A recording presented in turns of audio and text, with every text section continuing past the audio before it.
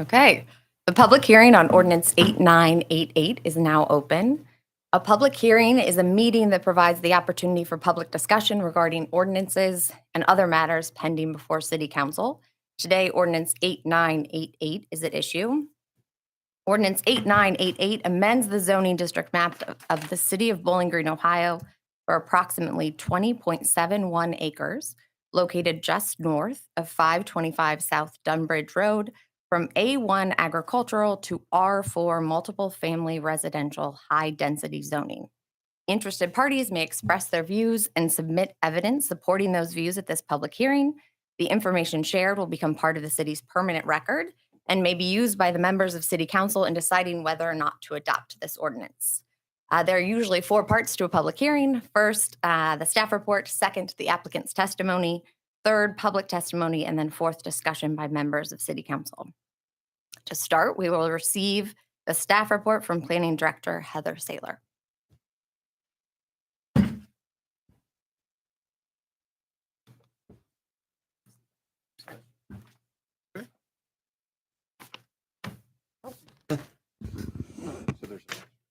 Good evening. I do have a handout. There will be extra copies left with Kay over there at her desk if you'd like one. Okay. Or you have an extra. Yeah, thanks.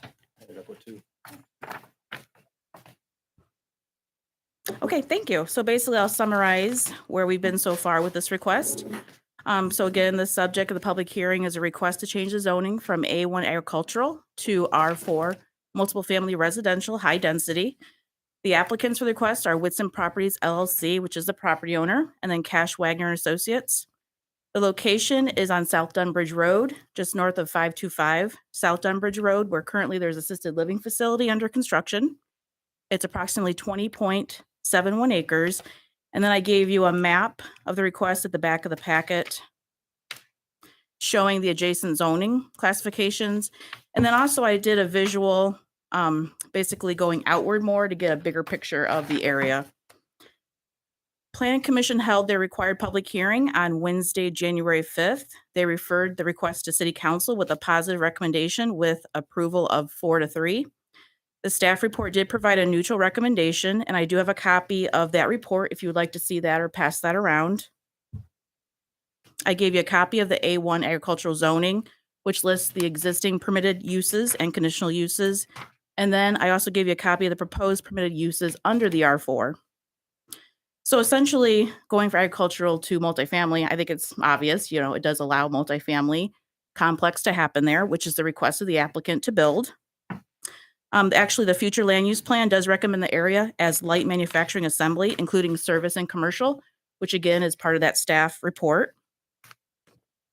I also gave you a comparison of the existing zoning, the bulk and density regulations, and compared that with the proposed zoning. And then I also know we're in kind of a interesting time at the city where we're updating our zoning code.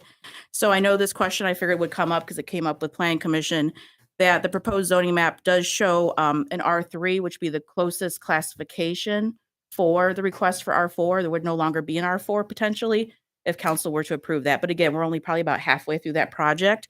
But I wanted to give you that update because I thought that was important. It would be a question, of course, that would come up. So I don't know if you want to see the staff report or if you want to go through that in a little more detail. I know we normally do that at the Planning Commission level. So I leave that up to you. Do either of you need copies of Planning Commission staff report? I do not. I have reviewed it already. Okay. Yeah, I mean, I assume, Heather, that, or I guess I'm sure that council members have read the Planning Department's report to the Planning Commission and considered the discussion of the Planning Commission in January.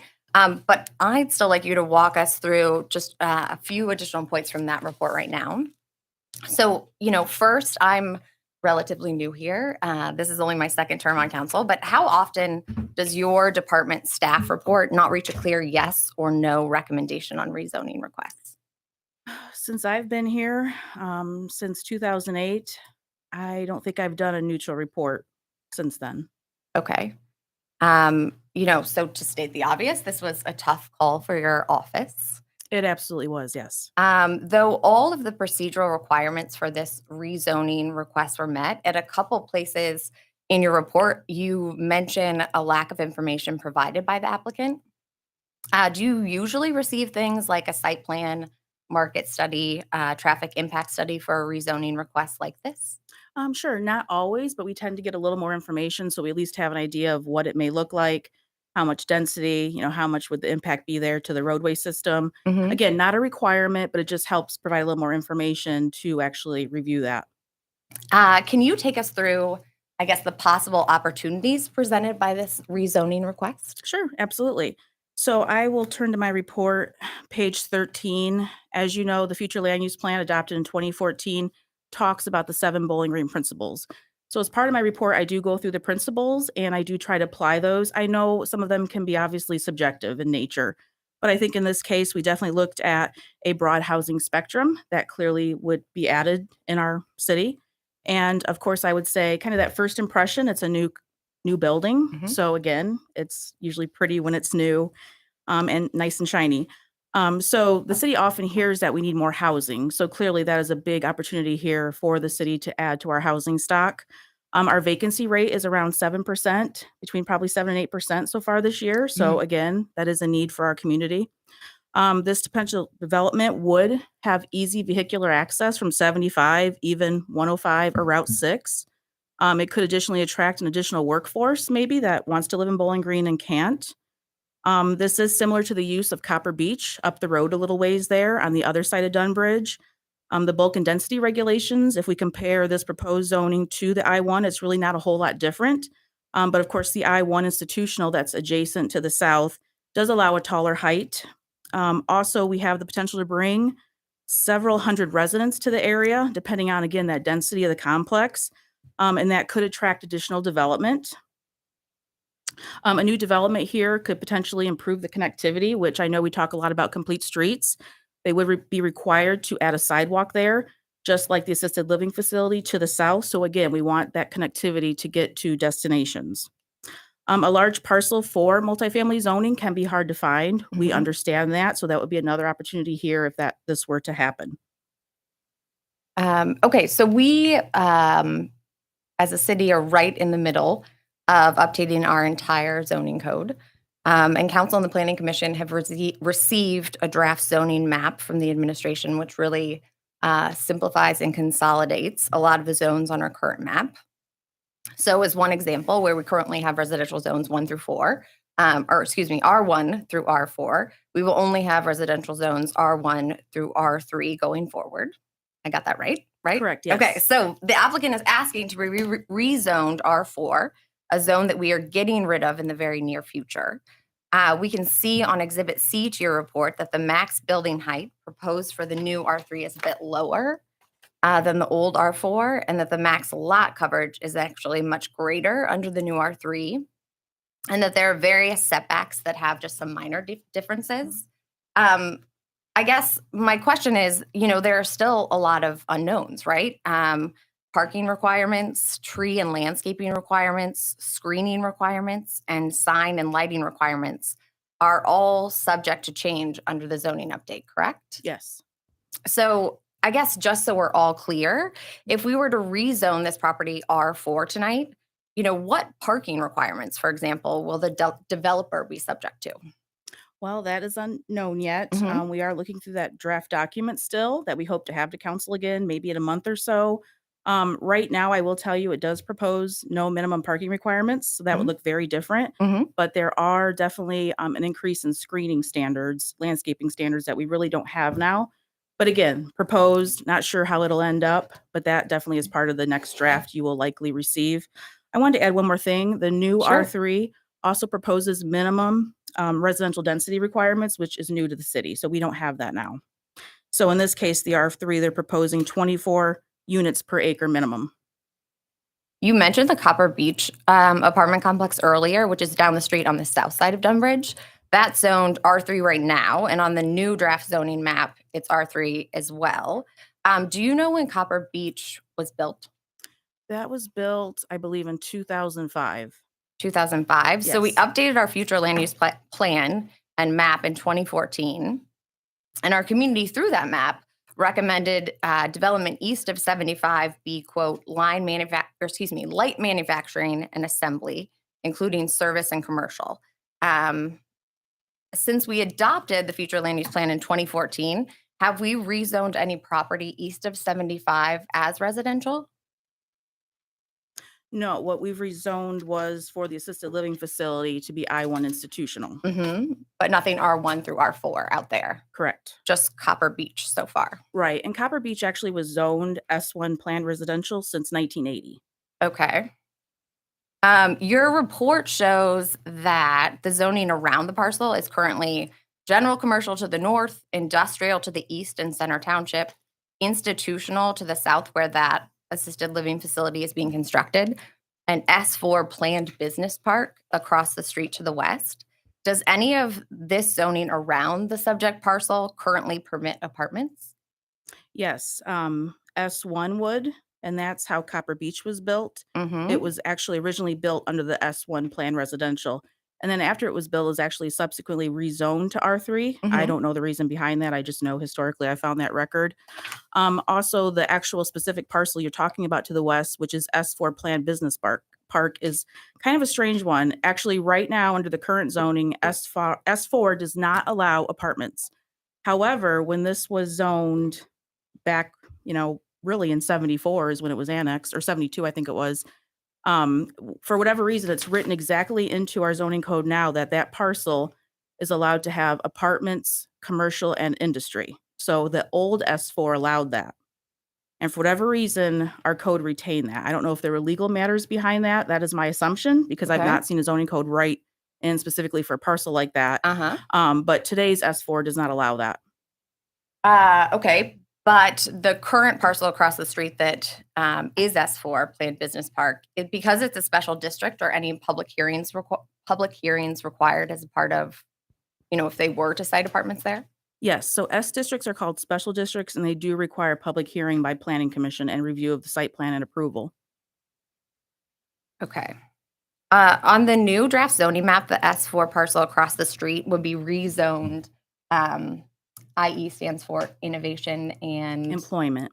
employment. Mhm. Does that zone permit apartments? No. Okay. What will that zone permit as of right? Well, basically, it's light industry and commercial. Okay. Like industry and commercial. Mhm. So right now, the new zoning map, or the draft new zoning map, is very colorful east of 75, with a mix of that innovation and employment, interstate commerce, institutional, and agricultural. It seems to me that it would be very easy or natural to rezone this subject parcel to interstate commerce or innovation and employment, which would, both permit various industrial and commercial uses under the proposed new zoning code. I'm wondering what you think about that possibility. I mean, recognizing, of course, that that's not the question in front of us this evening. Sure. I definitely think either one could work. I don't think there's one right answer to any zoning classification. But just give you some background on the zoning map that's proposed. Okay. Basically, I didn't do that. It was a consultant who did that. And he tried to fit all the zoning with our current zoning or fit it with the most similar zoning classification to the new zoning classification they're proposing. So in this case, the parcel's agricultural now, and that's what they said it would stay or are proposing. It was not the city's goal to go around changing everybody's zoning. That was not with the proposed map, but certainly open to those discussions. Okay. I think that's it for me. Greg or Nick? Questions for I do Heather? have one question. So with the updated zoning map, I know that does largely depend on us, but do we have a ballpark of when we think that might be approved? That's a great question. I am not sure at this point. I think we've tried to be really careful with this because there's so many details in the zoning code, and we still have to get out 3 more sections. We're still hoping for more public comment on the sections that are existing on our website. And so I really hate to say that. I think our ultimate goal is by the end of the year, if not sooner. Okay, so we're saying we expect it to hopefully be done by 2022. Yes. Okay. That's all. That's all I wanted to know. Oh, I guess I do have one more question. So say we approve this as R4, would then they be grandfathered into the stipulations of R4 zoning? No. No. Well, it depends. I mean, if it was built by then, absolutely. what if construction has been started? Correct, yes, they would be. If they have a zoning permit, zoning approval in hand, yes, absolutely, they'd be grandfathered. Got it. Thank you. You're welcome. I don't have any Greg? questions at this time. Thanks. Okay, you're welcome. Okay, thanks, Heather. Anything else you want to tell us while you're up there? No. I don't think so. Okay. Thank you. So next, the applicants for this rezoning request are Whitson Properties LLC and Cash Wagner and Associates PC. Is a representative applicant here to participate today? Yes. Nathan Wagner, Cash Wagner and Associates. I am the civil engineer of record, working on the site plans, the traffic. I'm also here to represent on behalf of the developer. The property owner is here along with our attorney Lane Williamson and our broker Brian McMahon. So a few things. I did bring some updated renderings and site plans. Thank you. Thank you.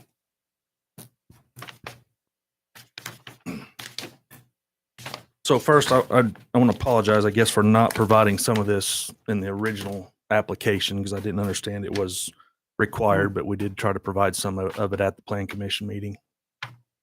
And they are working documents, especially the site plan. It has been updated quite a bit to be a little more legible, show some landscaping ideas that we've got in there, potential detention basin. As far as traffic, we've ran some preliminary traffic numbers, and we think the existing road system can handle it without issues. There is existing infrastructure with utilities. So the developer his main focus is apartments. He doesn't develop other things. He doesn't do single family. He doesn't do commercial. So his sole focus is apartments. I mean, that's what he knows. That's his niche.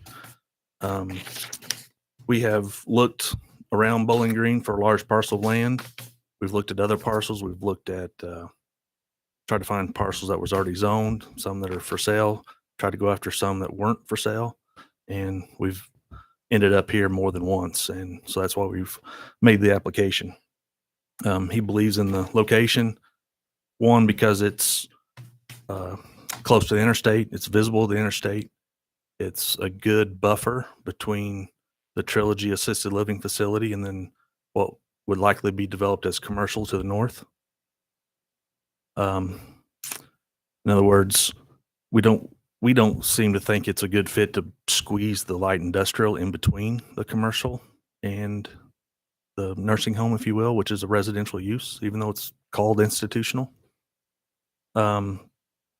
We also don't think we're an isolated or a island of a rezoning. You know, if you rezone this to multifamily, we won't be an isolated parcel of land that's zoned multifamily out there. You know, like Heather mentioned, the property across the street allows for residential. Like I said, the nursing home is effectively residential, and then the existing apartments to the southwest of us.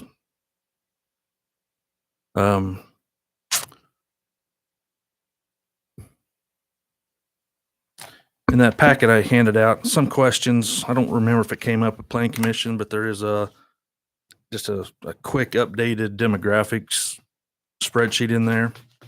A lot of times some of the questions come up about the school capacity. You know, can the schools handle apartments? With our target market, there's very few school-aged children that are in these complexes because their target market is more of a young professional, more of a transit worker that might come in, you know, to work for a corporation short term for a few months, maybe two years, that doesn't necessarily want to purchase a house or live in a house, just wants to come in and have things taken care of and be out. Or they also do corporate housing where they furnish the apartments and lease out units to corporations for people that come in, and similar to the transit worker. One of the goals of drawing us to Bowling Green is, one, the need for housing. It's very much like other communities, we believe there's a market. Our market study says there's a need for housing, including apartments. But it's also to draw those young professionals that may be traveling back to Toledo to work, maybe down to Findlay, or any other direction.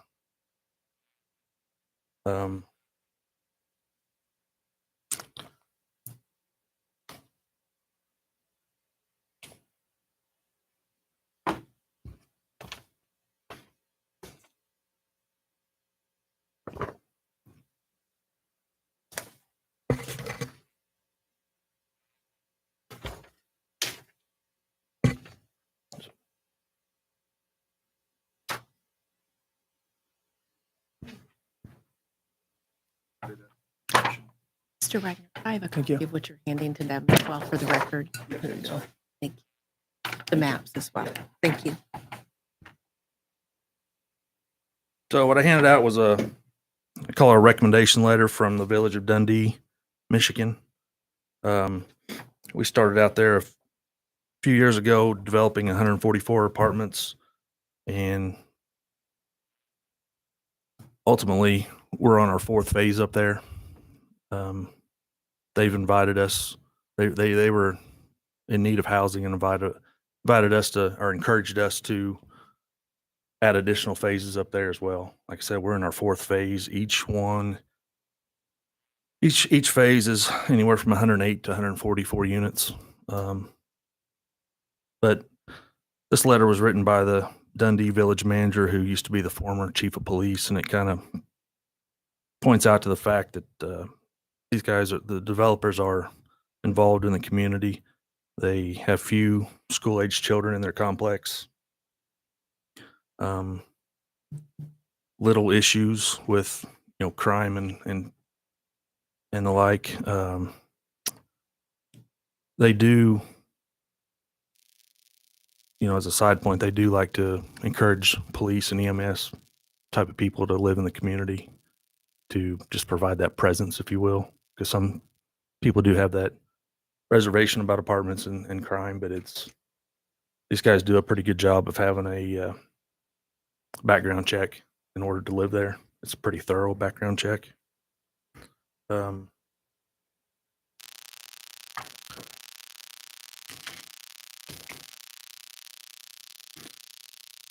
of the main questions we always get is, what type of market are we after? I think I talked about it a little bit, but it is not, we don't do subsidized housing. It is market rate housing.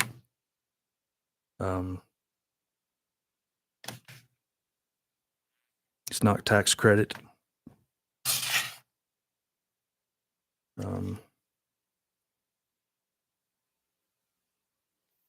I guess you have any questions for me? Thank you, Mr. Wagner. Greg, Nick, questions? Yes, I have a question. So thank you for providing this information. With this letter, so it talks about the Bell estates. So I see that as Bell number 1 and number 2 in your demographic information here. The city of Sylvania, did that project ever come to fruition? It did. It's under construction. We don't have any units open or occupied yet. Okay. And when did that construction start on that project? I believe it was last spring. Okay. Last summer, yeah. Yeah. We've got 3 buildings framed, but like I said, nothing's completed. We want them to be farther along, but the economy, COVID, Sure. supply chain Of course. killed us. Yeah, totally. When do you anticipate breaking ground on this project? Ideally this summer. I mean, we were kind of hoping for a spring start, but we know the soils out there are wet. So by the time, if we can get approval tonight and get, the next step would be, of course, going to full site design, traffic studies, do all the utility designs, full building plans. It's going to take some time to do that and get approvals. So, but the wet soils, I think summer would be an ideal start. Okay. So that would be this summer you would anticipate Yeah. breaking ground? Yeah. Okay. Thank you.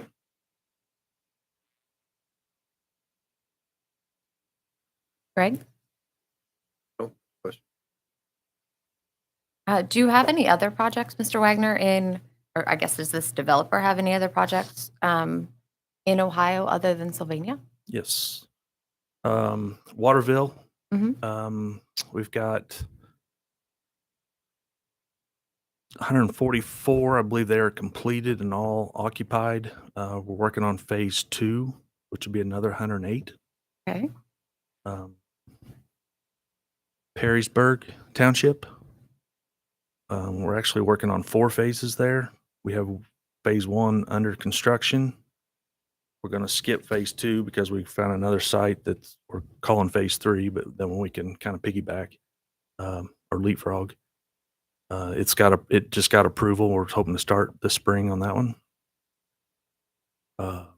Oregon, we are working on final plan approvals. That one's, we're actually purchasing the land from the city and working with the city on, they're bringing in the infrastructure for us. Am I missing it?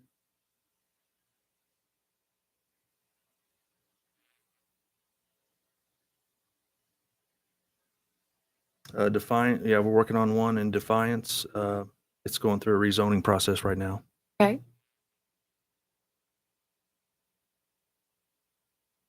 I Go ahead, Greg. said, I do have a question. When you were looking for property, Mhm. in Bowling Green, what were you looking for size? Acre? Were you able to find anything even close other than one you applied? Yes, we found some, but they either were not willing to sell. But there's very few that was of this size. I mean, we would. Biggest obstacle was parcel, seller, owner. Mhm. Yeah.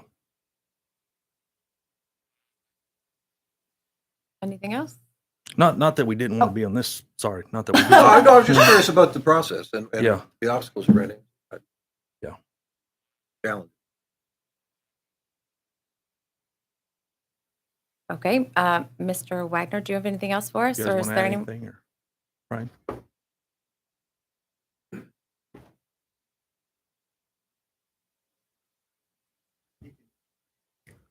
My name is Brian McMahon. We own a company called Danbury National. We're the kind of big blue and white signs. We're not affiliated with the Danbury company anymore for whatever that's worth. At one time we were, but we bought the commercial industrial division probably 20 years ago. We're very actively involved in economic development in Wood County. And I want to come back to some comments that Rachel made because you asked some very good questions, Rachel. Okay. So here's how we discovered Nathan. We've worked with the local development community for years. We've been in business longer than 40 years. So as economic development was beginning to happen in Northwest Ohio, and there is a lot of it, and most of it happens to be in Wood County, probably considerably more in Wood County than there is in Lucas County. One of the things that happened is the economic development people, Lane, who's the attorney, myself, we both served on the Wood County Economic Development Commission for a number of years. I think Lane was president 2 or 3 times. Is the thing that we started discovering, and this will be pertinent to what you're talking about tonight, is where are we going to get the employees? Then when we started answering that question, where are we going to get the housing for those employees? Because what's happened in our metro market is that most of the traditional developers of apartments, multifamily, are no longer in the market. They're no longer in the market because A, they died. B, the banks took them out during the big recession with the banks wanting to get out of the real estate business. And then the big one is they've aged out. So a number of our developers are at a point where they don't want to develop new projects because there is significant risk involved. If you are 60 or 70 years old, the idea of getting a 20-year mortgage and being in debt for another 20 years wasn't too appealing. So we started looking around to where can we find a developer for multifamily because it was becoming increasingly apparent, and more so now in just the last 90 days, it's going to become prohibitively difficult for young professionals to buy a house. So what do? It's apartments. It potentially is villas, but it's apartments. When I visited Cabela's, I noticed all these apartments going up in Dundee. And I said to myself, how can they be building all these apartments? He told you they're on their fourth phase.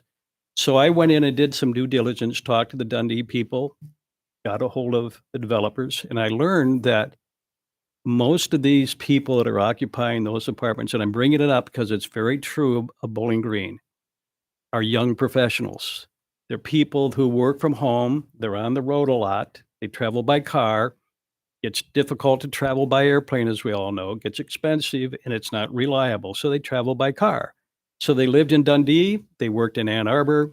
They worked in Toledo. They worked on places off the interstate, which is one of the reasons why they selected the site they did, because it was easily accessible to the interstate. So we got a hold of them and started talking to them about there's a huge void in Northwest Ohio. And the net result of that is they're developing in Sylvania. As you heard, they've got a project in Waterville. Waterville is right on US 24. 2 projects in Perrysburg Township, and the one that he just talked about where the city of Oregon is coming to them. And now they're looking in some of the outlying areas. So now let's come back to Bowling Green for a moment. This is the ideal kind of location that they like. It's easily accessible to the interstate. It's close to retail. It's part of a safe community. Their investors and developers place safety as a very high standard of where they want to develop. And so the Bowling Green site, because they looked at a number of sites, you had a seller that was willing to sell. We felt somewhat comfortable that given the fact that part of the site had recently been developed or zoned for Trilogy, that maybe that was a signal that multifamily would be acceptable. For whatever it's worth, we sold the site across the street for the Calderones many years ago for Copper Beach. And so we thought, well, once again, that Bowling Green was going to be supportive of that. So coming back, Rachel, to the questions you asked, typically in these other communities, what happens is they go in and they get zoning approved subject to a site plan. So when the site plan comes about, at least the developers are prepared to spend the money because they have to go into full engineering drawings to get a site plan approved, because that's all done in preparation for a building permit. So the things like parking, landscaping, setbacks, all those other kinds of things will come before whatever group here reviews site plan approval. So granting the zoning is not a permit. You don't give them the keys to come out of the ground right away. They have to go through this site plan approval process. So I think it's a good testimony that this company wants to develop, and it should be mentioned, and then I'm finished. They own, they don't build and sell. When you look at who they are, they own all over the country. And the reason it's important that they own what they build is they maintain them better. Because we've seen other developers that come in, they build apartments. The next thing you know, they flip it to an institutional investor who's an absentee owner, and it's very difficult for the community to work with them. I think the letter from Little Dundee is a testimony of the fact that they work well with the communities. And I'm around if you have any other questions. Don't want to overtalk tonight. Okay. Okay, thank you, Mr. McMahon. Before he runs off, either of you? No, I appreciate the. Yeah, thank you. Yeah, the thank you. background, very informative. Okay, anyone else from the applicant this evening? Okay, so now we'll take public testimony. Are there any members of the public in attendance who would like to address the committee at this time? Hi there. Come up to the microphone and state your name and address for the record. Sure. Adam Scaff. I live on Margaretha Lane in Middleton Trace.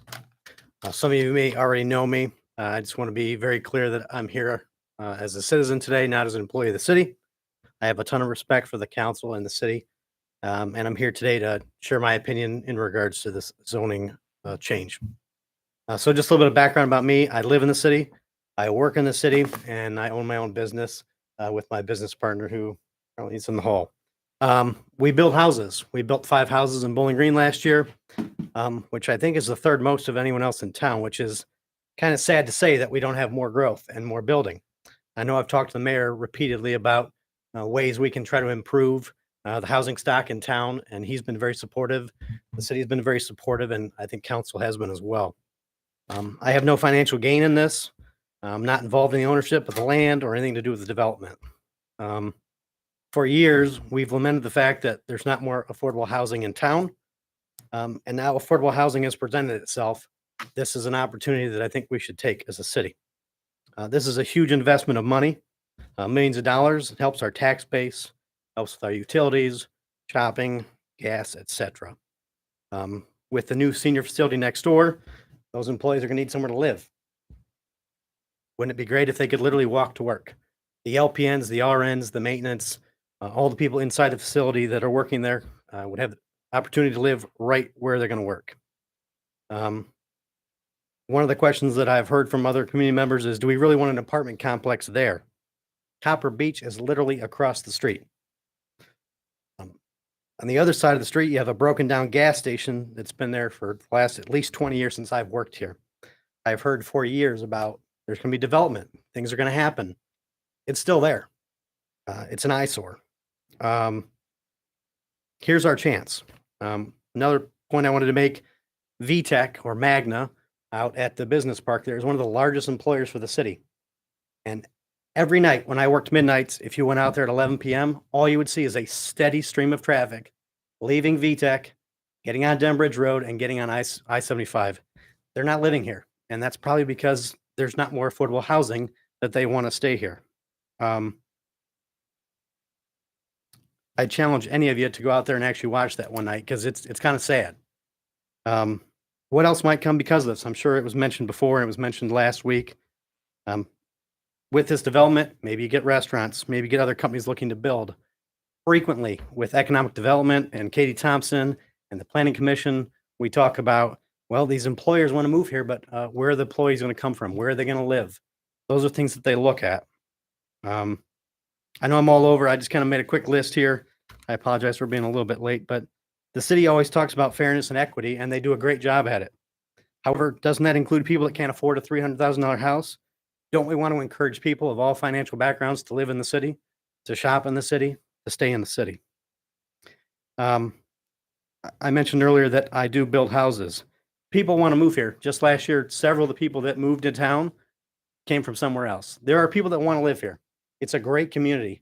I'm from Toledo originally. I'm not going back. Okay. I love being here. I love working here. I think you guys are all well aware. I know you guys took a tour of the facilities on Saturday. This is a great place to work. We have great bosses. We have great people that work here, and people do want to come here. Right now in town, I don't know if anyone's a realtor in the area, but there are 7 houses for sale in all of Bowling Green. There's 30,000 people live here. And today, before I came here, I looked up, there are 7 houses for sale that are not contingent or pending. People are going to need somewhere to live, and right now there's nothing available. This is an opportunity for the city to grow and to provide housing for people that are maybe transitioning to a home or can move here and potentially build a house at a later date. My other concern is I keep hearing about, well, this isn't exactly what the city wants. Well, what does the city want, I guess? What is the unicorn that needs to go next to the hotel? What is that business? Because I'm unaware of what it is. There are places in town where literally we have a tattoo shop next to a church, next to an ice cream place, down the street from empty storefronts. We're probably just waiting for a vape shop. And that's nothing against those businesses. That's no judgment. But my point is, someone wants to come here. Why not let them? Why don't we encourage that? Over the past probably 15 years, I've heard a bunch about landlords in town. There are a lot of good landlords out there, and one of them sitting right there. I know that you guys know him as well, but the good ones are going to continue to be good. And I know he just spoke about this is going to be an owner that's going to not sell the property. Supply and demand works its way. If we have quality housing in town, it's going to force other renters and other landlords to do a better job of keeping their place up. If people have options and they're good options, and I have a crappy rental, I'm going to have to either improve that rental or do something to sell it to someone that wants to improve it. This is only going to improve the housing stock in town. Perrysburg. We're not Perrysburg. We're Bowling Green. I get that. But there's a whole lot of new development in Perrysburg, and there's a lot of apartments. If you go up near Levis Commons, there's multiple developments. It's not hurting the city. It's helping the city. It's bringing other people there that may not be able to get into Perrysburg because they can't afford a house or they work somewhere else.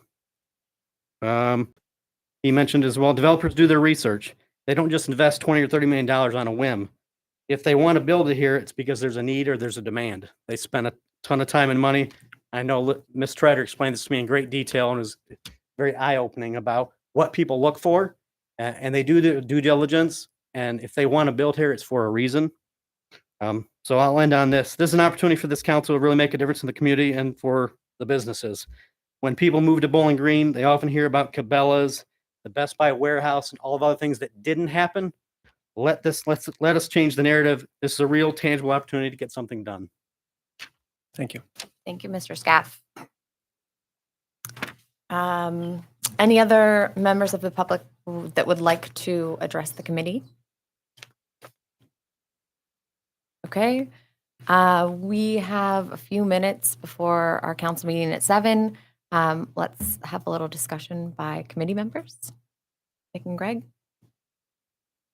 Well, I really appreciate you all coming out and speaking. I agree. I think that the need for housing in Bowling Green is something that we at council have definitely recognized as an issue. And I think that needs to be taken in serious consideration.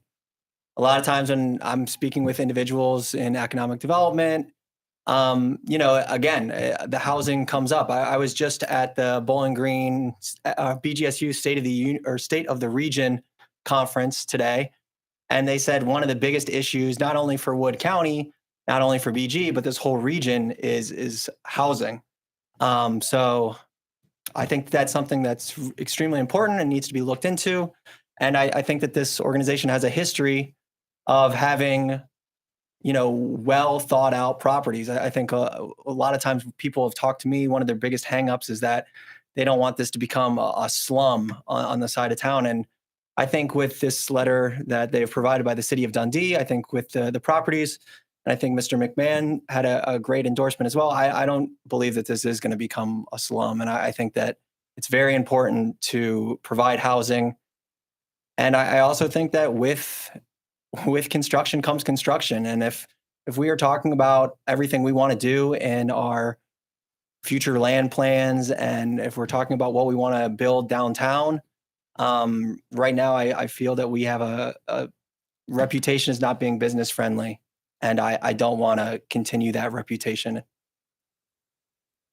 Thanks, Nick. Greg? As we've been considering this issue for a number of weeks now, and I've spent some time looking at pros and cons based on our own planning documents. And frankly, the pros come out a little bit ahead of the cons in my personal analysis. But when I really listen more in depth to the conversation and what's being proposed here, and look not at the pros and cons based on our planning document, but at what's potentially beneficial to the city or what is negative to the city, the positives come out way ahead on my book. And at this point in time, minutes before our meeting, I'm very inclined to approve. That's my comment. Okay, well, this discussion will continue during council this evening. We'll wrap this up right now so we can start council right at 7. Thank you to everyone that participated in this public hearing. This concludes the public hearing on Ordinance 8988.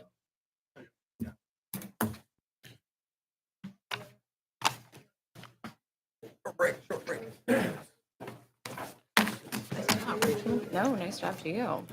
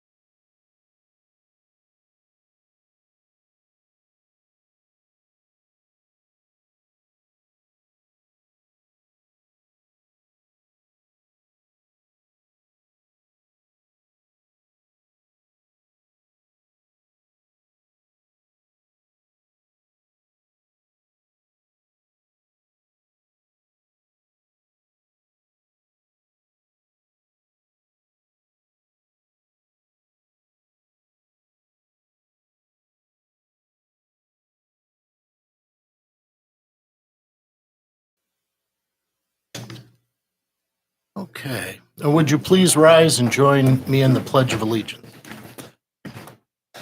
Pledge Allegiance to the flag of the United States of America and to the republic for which it stands, one nation, under God, indivisible, with liberty and justice for all. Okay, thank you all for joining us this evening. Okay, could you call the roll? Dennis, Here. Harold, Here. Hollenbaugh, Here? Odoricio, Here. Phipps, Here. Robinette, Here? Rabando. Here. Okay, the minutes from our February 26th regular meeting were distributed for your perusal prior to this meeting. Are there any additions or corrections to those minutes? Hearing none, do I have a motion to approve? So moved. Second. Properly moved and seconded. All in favor say aye. Aye. Opposed, same sign. The minutes are approved. Okay, do we have any correspondence this evening? I have no correspondence. Okay. Do we have anyone signed up for lobby visitation? We do not. Okay. Brings us to the introduction of new legislation. Mr. President, Mr. Robinette. from the Finance Committee, I have an ordinance amending and adopting Section 33.03A of the codified ordinances of the City of Bowling Green, Ohio, relating to pay for school police, interns, and civil infractions hearing officer. Mr. President, Ms. Phipps. from the Planning, Zoning, and Economic Development Committee, I have 3 pieces of legislation tonight. The first is an ordinance accepting a deed from SP Woodstream Drive LLC for a right-of-way on East Wooster Street, A resolution approving revisions to the economic development section of the comprehensive master plan of the City of Bowling Green, Ohio. And the third is a resolution approving revisions to the Parks and Recreation Department section of the comprehensive master plan of the City of Bowling Green, Ohio. Ready? Next, official reports, Mr. Mayor. Good. Well, thank you, Mr. President. Good evening, council. It's good to see you all again. It was really great to see you all on Saturday. I hope that you all found some benefit from our time spent touring city facilities on Saturday and engaging with city employees who, as we all know, work hard every day to provide service to our all of our residents. So thank you for investing your time to engage with us in that manner. And also, I wanted to say thanks to Lori, Joe, and Amanda, and all of the rest of the staff that made themselves available to interact with council members and myself on Saturday. I also wanted to, once again this evening, extend my sympathies to the family of Galen Ash. I suspect that most of you had seen my statement that was released in my office end of last week upon the passing of Chief Ash. That the statement was an attempt to put in context all of the many contributions the Chief made during his service to the Bowling Green community. It's a long time service to the community as a member of the police force, and then as the longest serving police chief in the city of Bowling Green. He was a very innovative law enforcement official, and his contributions to our community are many, and we want to once again extend our sympathies and condolences to his family upon his passing last week. And finally, I just wanted to comment on some recent work that I found, I thought really very important that came from the Historic Preservation Commission. We all know that the city has a good number of board and commissions that work very hard addressing very important issues in our community. And much of the work that they do kind of goes on behind the scenes. We don't always spend a lot of time talking or focusing on the work that they do. The Historic Preservation Commission was formed, as you recall, in 2019, and they've been working really hard to get themselves up to speed and determine what that process might look like here in the city. To recall, last year, you approved the local government designation. That was a process that City Council, Planning Commission, and the HPC had worked on for a very long period of time, and there was significant development in the process. But I did just want to point out to you, in fact, and if you weren't, in fact, I'm aware that just recently at their most recent meeting, they passed a 3-year strategic, or adopted a 3-year strategic plan that is laying out their activities over the course of the next 3 years. It is posted on the website, and I'd be happy to share a copy with you if you have not yet seen it. But I just wanted to, I guess, express my appreciation for the work of that group. They're working very hard to try to develop a process for moving this concept forward in the Bowling Green community. And I think they're doing it in a very mindful and considerate and cautious way. They know that there are diverse constituencies involved in the conversation, but yet they remain committed to the benefit of enacting this process in the Bowling Green community. So I'm very thankful for the work that they do, and I look forward to working with them to help pursue successful completion of some of the goals that they have created for themselves over the course of the next 3 years. So that does conclude my report, subject to any questions that you may have of me. Are there any questions for the mayor? This is more of a comment, but as a new member of Congress, I too very much enjoyed. Council. Oh, I'm sorry. I apologize. As new member of council, I very much enjoyed the orientation and would just want to say thank you to everyone and would highly recommend continuing to do that for everyone who comes on. Thank you. I know that it was a long day. And there was a lot of territory covered in one day. And, I know myself, I've been in all those facilities many times, and I know that every time I go into the wastewater treatment plant or I go to the water treatment plant or any of the facilities or engage with our employees, I learn something new, and it kind of whets my appetite to learn more. So I would encourage you to pick up the offer that, was extended to you by, I'm sure, in each one of the facilities. If you have any interest in exploring the work that they do, feel free to contact us, them, and we're happy to facilitate further visits to the facilities in an effort to further understand what it is they do and how they do it, because it's all critically important work. You know this. Thank you, Nick. I appreciate that. And just to avoid thanking each individual as they come up here this evening and the people that work in departments that they manage. Everyone that I've talked to, both on Saturday and since, enjoyed the experience, learned a lot of stuff. And so please extend a thank you to all the employees and all the department heads, and let them know that we found it incredibly enlightening and beneficial. So Great. Thank you very much. I will be pleased to do that. all right, thank you very much. Thank you. Municipal Administrator, Ms. Treader. Good evening. Just one quick thing for you this evening. A reminder that we have scheduled the groundbreaking for the building next door here for the new City Hall for April 5th at 2 p.m. That is a Tuesday. And that completes my report this evening. April 5th at 2 p.m. And we will be getting you invitations, but we want to get on your calendars right away. Completes my report, subject to your questions. Any questions for Ms. Treader? All right, thank you very much. Thank you. City Attorney, Mr. Marsh. Oh, Don't normally have a report, but since I've become the old guy in the room, somebody else, in addition to Chief Ash that we lost last week, is Roger Vale. Roger grew up in BG, rose to become president of the Almond Company, later owned the Almond Company. But one of the things you might not know is that he started an entity with some other people called Downtown Parking Associates. I don't know, Bill, if you remember that, but that is the entity that purchased all of the properties where we all commonly enjoy the festival now.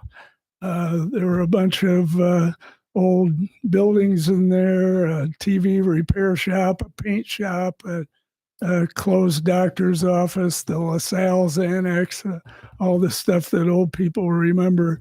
They acquired that whole thing, built a parking lot, and then conveyed it to the city.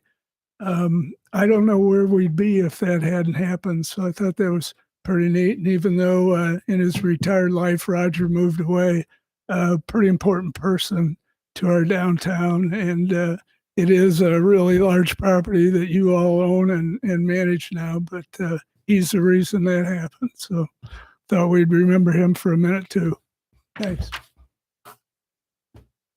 Even though he went to sit down, are there any questions for Mr. March? You tried to sneak in and out real quick. Public Services Director, Mr. Fawcett. And you are on a tight timeline here. I am. And I'm a little bit shocked because Mike stood up and came up to the microphone. So I'm kind of gathering myself here. It is disorienting. It is, isn't it? Just one quick thing for you. I wanted to introduce a few of our newer staff members. Chris Lovelace is our new IT manager. This is Chris's second week here, third week, and he's having a great time. He comes to us from Marathon, where he was in a leadership role within their IT area down in Findlay. And then Andy Snyder is a newer network administrator. So that is 2/3 of our IT division. So we're getting, I guess, we're making some very good improvements. They're two good additions to the staff. Pending your questions, that's all I have. Are there any questions for Mr. Fawcett this evening? Welcome. All right, I guess we're good there.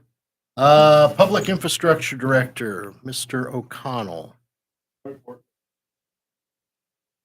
Are there any questions for Mr. O'Connell this evening? All righty. That brings us to council committee reports. Mr. Do you have any President, council committee reports? Mr. Harold. I want to re-announce that we have a Transportation and Safety Committee meeting scheduled for Monday, March 21st at 6:15. And a good portion of the agenda will be to talk about any possible changes or recommendations with respect to Ordinance 8992 regarding quadricycles. And I also want to point out the refreshing development that this is the first council meeting in a very long time where there isn't anyone here wearing a mask. And that's an improvement, except maybe in my case. And I think it's worth mentioning just merely because it does show that there has been progress and we're heading the right direction with respect to the pandemic. All right. Any other council committee reports? Mr. President, Ms. Phipps. the Planning, Zoning, and Economic Development Committee held a public hearing on Ordinance 8988 before our meeting this evening. And I need to set another meeting of the Planning, Zoning, and Economic Development Committee for May 2nd at 6 o'clock. The two resolutions. The two resolutions for additions to the comprehensive plan. What time? 6 o'clock? 6 o'clock, please. Any other council committee reports? I just have one note. There will be a committee of the whole meeting before our council meeting on April 4th at 6:30 p.m. And the purpose of this meeting is in regard to the 5-year external maintenance survey. So hearing about that survey, April 4th, 6:30. So if that's it for council committee reports, that brings us to the reading of legislation. Legislation for first reading. Resolution number 3819 for first reading. Resolution approving revisions to the Parks and Recreation Department section of the Comprehensive Master Plan of the City of Bowling Green, Ohio. Resolution number 3820 for first reading. Resolution approving revisions to the Economic Development section of the Comprehensive Master Plan of the City of Bowling Green, Ohio. Those are the two resolutions that the public hearing is scheduled for May 2nd at 6 o'clock p.m.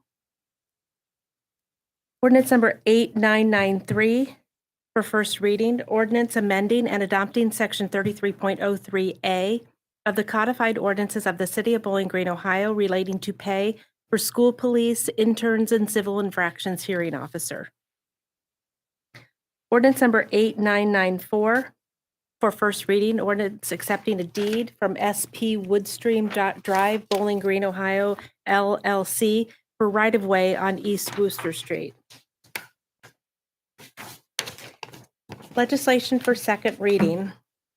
Ordinance number 8990 for second reading. Ordinance authorizing the Utilities Director to enter into a contract or contracts with Torrey Membrane USA Incorporated for the purchase of replacement reverse osmosis membranes and to advertise for bids and enter into a contract or contracts for the installation of the reverse osmosis membranes at this water treatment plant and declaring an emergency.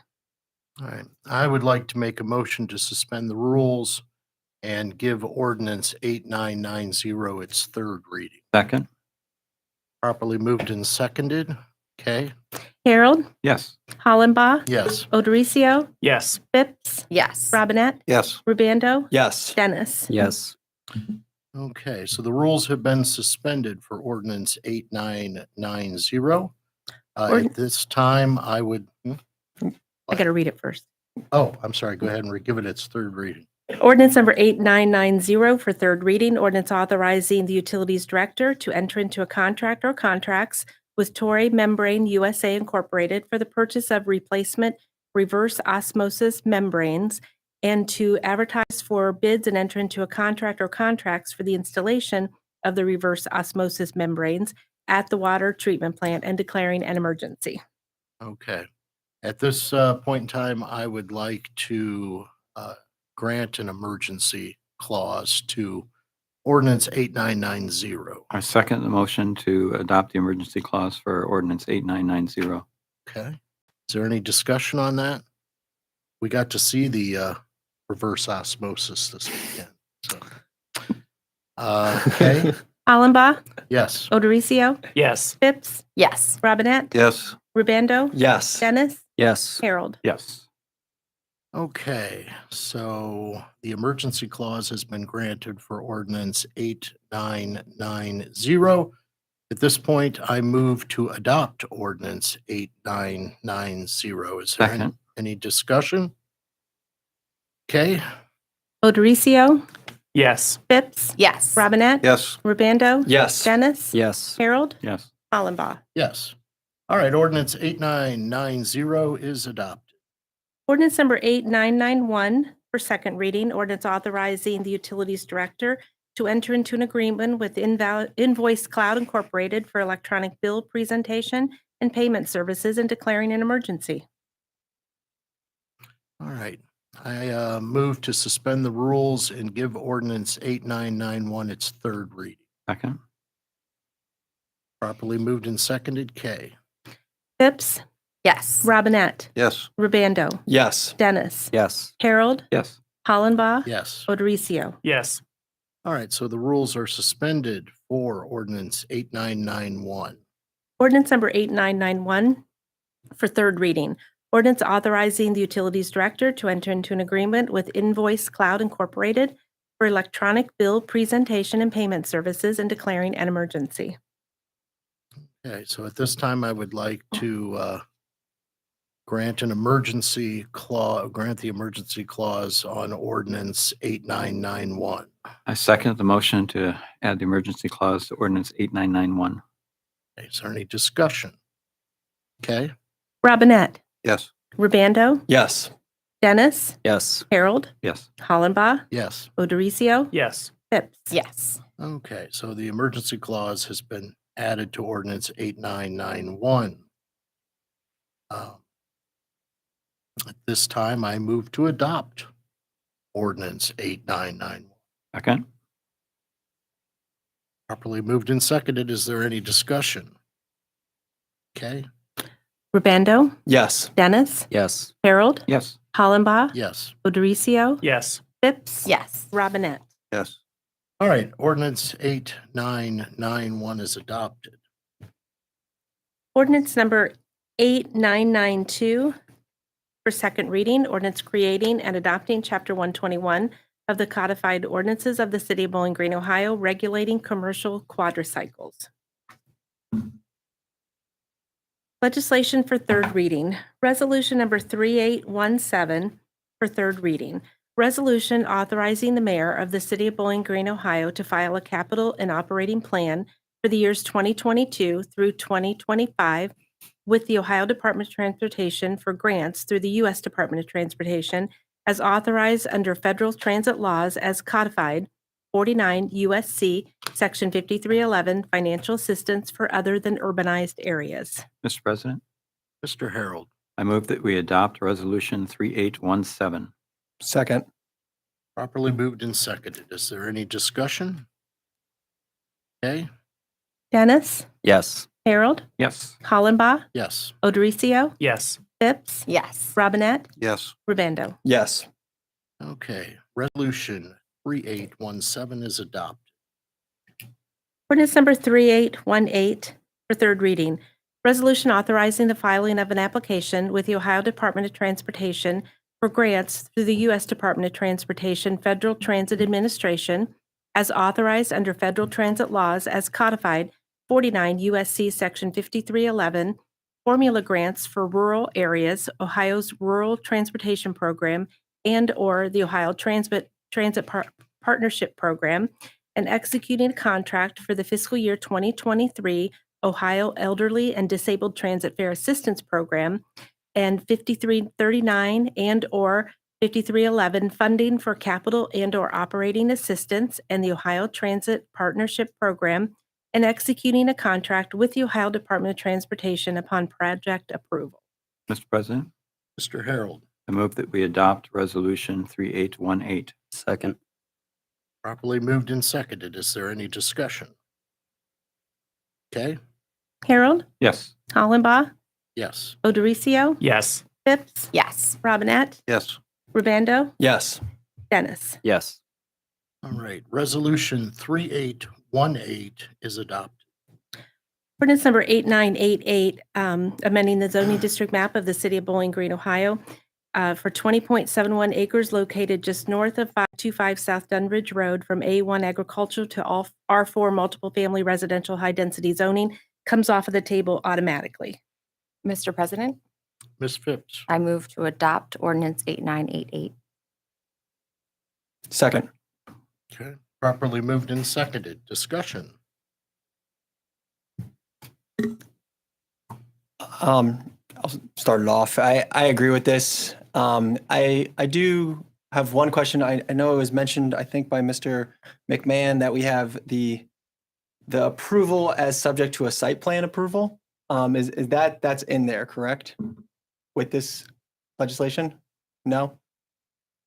Okay. Well, regardless, if you're having registration or if you're waffling, I think we could add that. I don't think we need to. I think that we have discussed needing more people living in this area and having a need for housing in this area, and this does exactly that. I have no reservations that this will become a slum property based off of the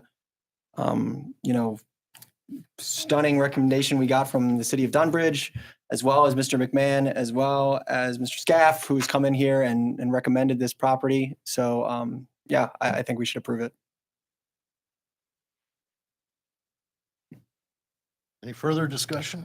Mr. President, Mr. Robinette, I too support this measure. However, I do have one concern, and that is that our current process, the planning documents we have on hand, especially the 2014 improvement plan, specify a process for dealing with situations like this. And while I fully support approving the zoning request, that document, the 2014 plan, specifically the proposed land use map on page 47, and the language accompanying that, states that all land use decisions will be consistent with the BG plan. If the proposal is not consistent with the BG plan, either the proposal will be adjusted or the BG plan will be amended before approval of the proposal. The good news is that's a relatively easy thing to do if we choose to do it. For example, simple resolution changing the 2014 plan to reflect a new intended use for that parcel is all that it would take. And that could be done quickly. I suspect it could be done at our next meeting. So while I do support this measure, I think we are bound to honor the processes that we've created for ourselves and at least go through the process of looking at that Dunbridge Road corridor, making the appropriate change if that is the will of this council, the majority, and then voting on this. I would suspect that would be, again, relatively quick. I would, if we believe that we have a majority here to support this, then I'll make a specific motion to postpone. Well, maybe I'll just make it now since I have the floor, but I move to postpone this motion to adopt until April 18th for the specific purpose of allowing ourselves to receive and consider and vote on a resolution to change the 2014 plan, which currently we know says light industrial as the proposed use for that particular section of the Dunbridge corridor, change it to what we believe to be appropriate, and that would be the appropriate residential, well, just residential in the language of that document. And then we could vote on this and we would be in full compliance with our planning documents. And again, the only reason I bring this up is I want to make sure we're true to the procedures we've established for ourselves and codified in that 2014 document. That's all. And it would also provide another couple of weeks for if anybody had any questions. So then you're making a motion to postpone ordinance 8988 until, I put the date of April 18th because I believe that affords enough time to prepare and consider and vote on a simple resolution that does nothing more than amend the future land use plan for that parcel. I would imagine it wouldn't even take more than a couple of sentences to do that. Mr. President? Yep. I fully understand that, though. Before we discuss it, we need a second for that right. motion. Sorry, Second. I I apologize. was waiting. Yeah, did anybody second it? Second. Okay. All right, that's been Sorry, properly excuse moved and seconded. So just to be clear, what we are voting on is to postpone ordinance 8988 to April 18th, giving us a chance to revise the city's master plan in the interim. So that's what we're voting for. Okay? Mr. President? discuss No, we're going to discuss it. Okay, go ahead. Well, I guess my question is, so we would be updating the zoning plan that we're already planning on updating. No, No. let me clarify. The planning document, the BG plan, the 2014 BG plan, which is available on the website, Mhm. is a future, it's a economic development plan in general. And in there is specific language as to what the anticipated proposed use are for the certain parts of the city, including the Dunbridge Road corridor.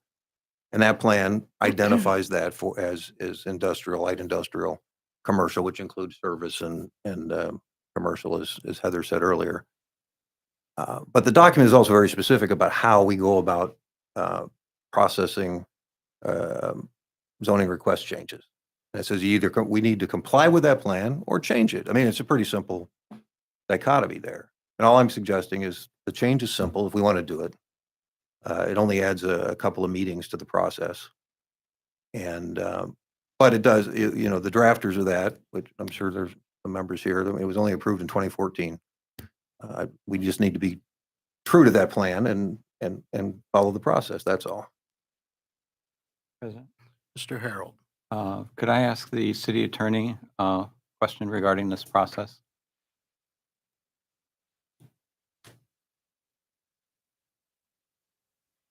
Why don't you just amend this and do them both at once? Do it now? Oh. We could, Yeah, ordinance amending the zoning district map of the city of Bowling Green and the 2014 land use plan for approximately than the rest. You'd have to vote to amend it, I know, but then you'd be doing both things. You're effectively doing that anyway when you change the zoning, so. Thing I'm worried about going that other route, Greg, is there are some requirements to amending the land use plan. You have to go back to the planning commission. They may have to have a hearing. And then I'm sure you have to have a hearing. See what I mean? It may end up being more involved than you think. But you have the ability to amend what you got in front of you now if you want to do that. I would argue you're doing that anyway when you vote to amend the zoning district map, but Well, if that's your opinion, I can live with that. I'm I not mean, saying just, it's- honest with you, I just got stuck on the language in the understand. 2014 plan, which Yeah. is specific, I hadn't thought of that. but it I doesn't understand. specify the follow-on. Mm-mm. All right. Mm. In view of the, Mr. President, I'd like, Yeah, go ahead, Greg. in view of this opinion from the city attorney. Yeah.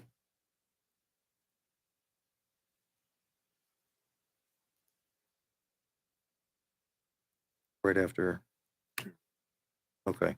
In view of the city attorney's opinion, I'll withdraw my amendment Okay, Or your So- mo- or your motion to table. my motion to table right. and then, So further discussion. Mr. President. Oh, Oh, I assume you're going to make a motion.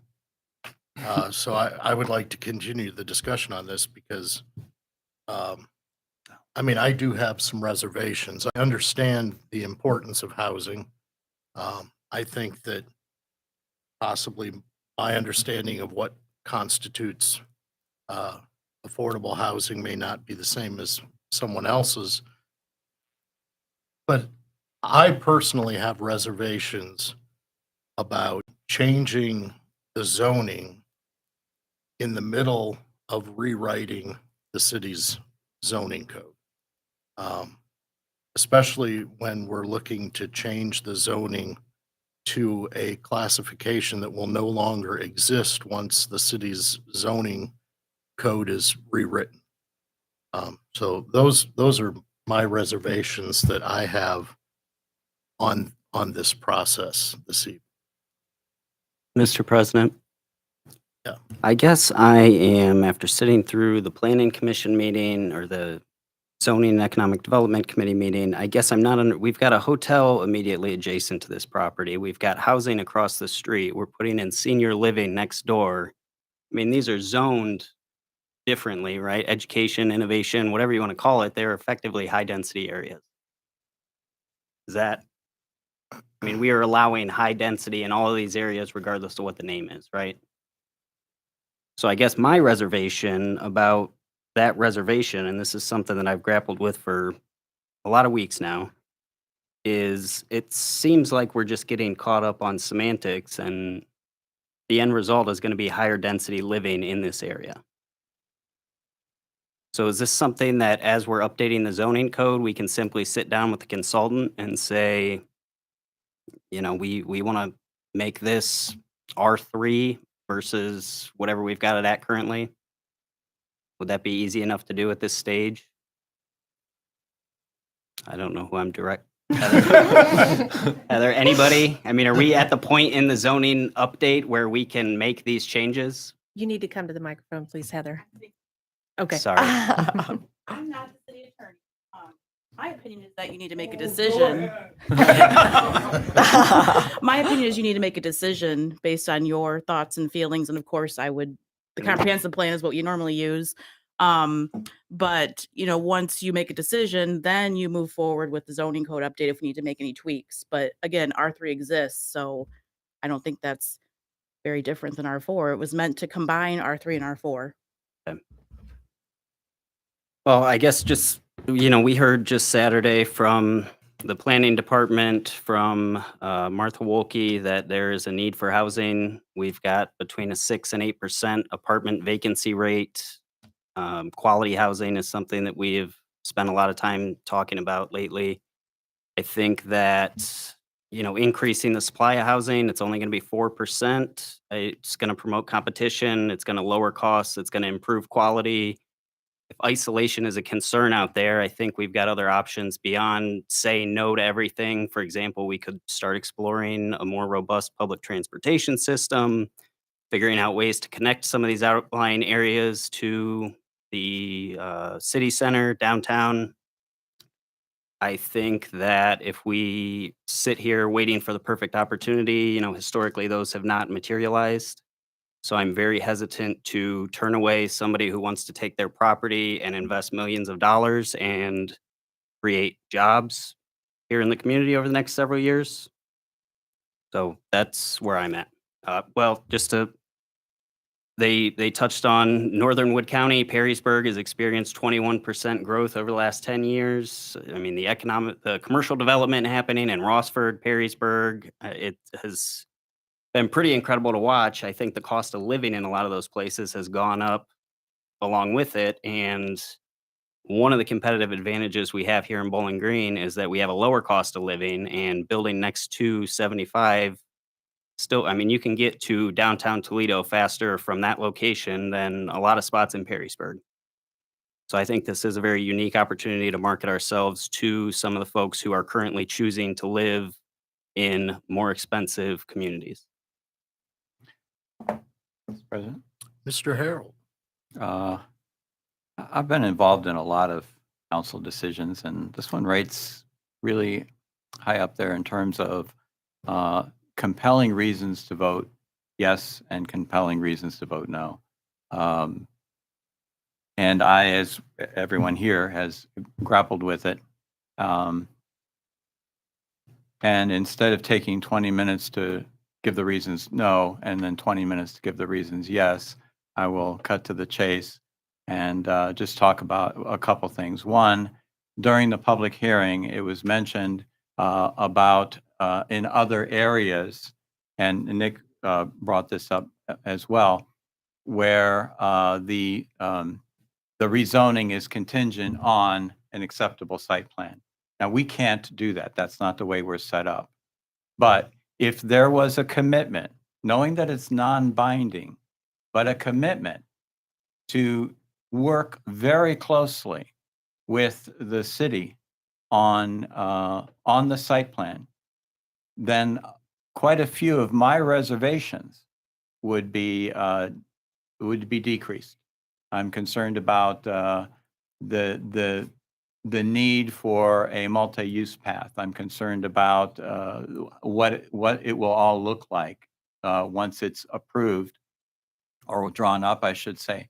So if there could be a commitment, and typically we don't have people come to the microphone at this particular point, so maybe from the audience, if there was a nod yes, that this would be something that you would commit to working closely with the city as partners to come up with something that's best for the community, that would go a long way in helping me make the decision between the yes and the no.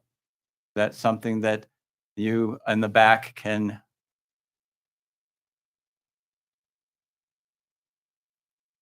If you would permit the breach of protocol. Whatever makes you happy, Bill.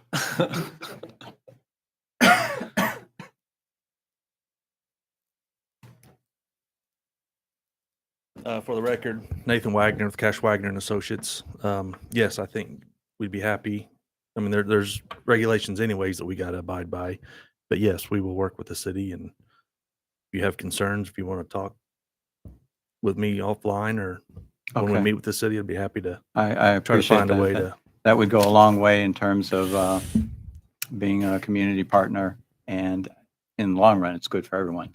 Yeah. So I appreciate that commitment. Yes. Thank you very much. The other issue that I was concerned with was somewhat diminished by the senior assistance facility going in just to the south. I think when that was approved, and it's within the acceptable zoning, when that was approved, that kind of changed the complexion of that area a bit.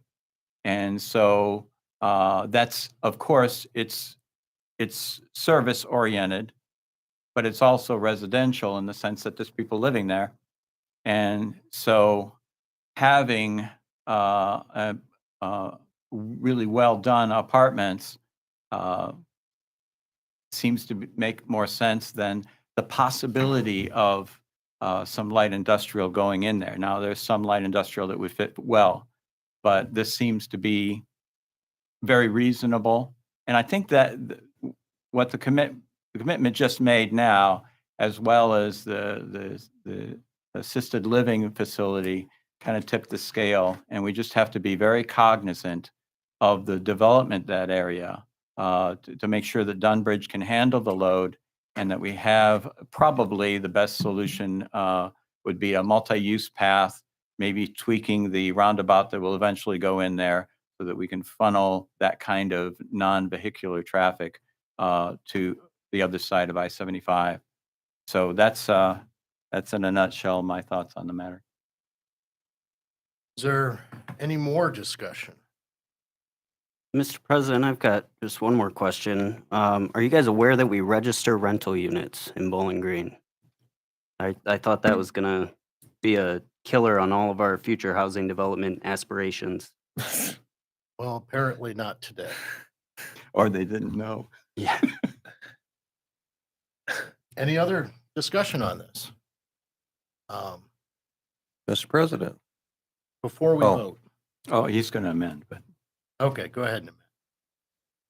I would like to move to amend ordinance 8988 so that after the word Ohio, in the first line, it reads, and the 2014 land use plan.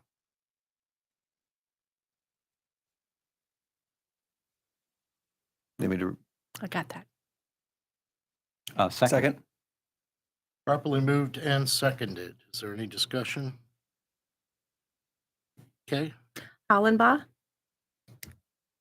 no. Odericio, Yes. Phipps, Yes. Robinette, Yes. Rubando, Yes. Dennis, Yes. Harold. Yes.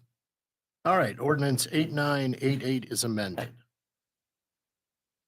Go back to Rachel's original motion to adopt. Right.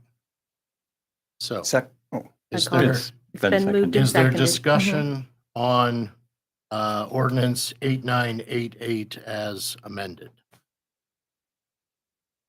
All right, I will just state again for the record that although I agree that we do need more housing in town, our development plan calls for more housing density in a walkable downtown vicinity.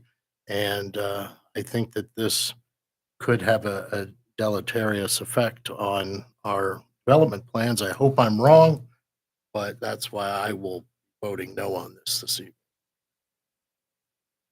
Okay,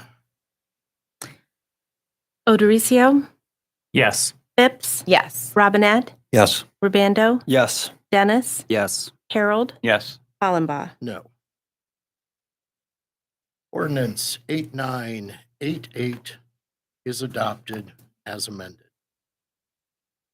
Is there any other business to come before City Council this evening? Hearing none, do I have a motion to So adjourn? moved. Second. All right, properly moved and seconded. All in favor, say aye. Aye. Opposed, same sign. We are adjourned. Reading too much in.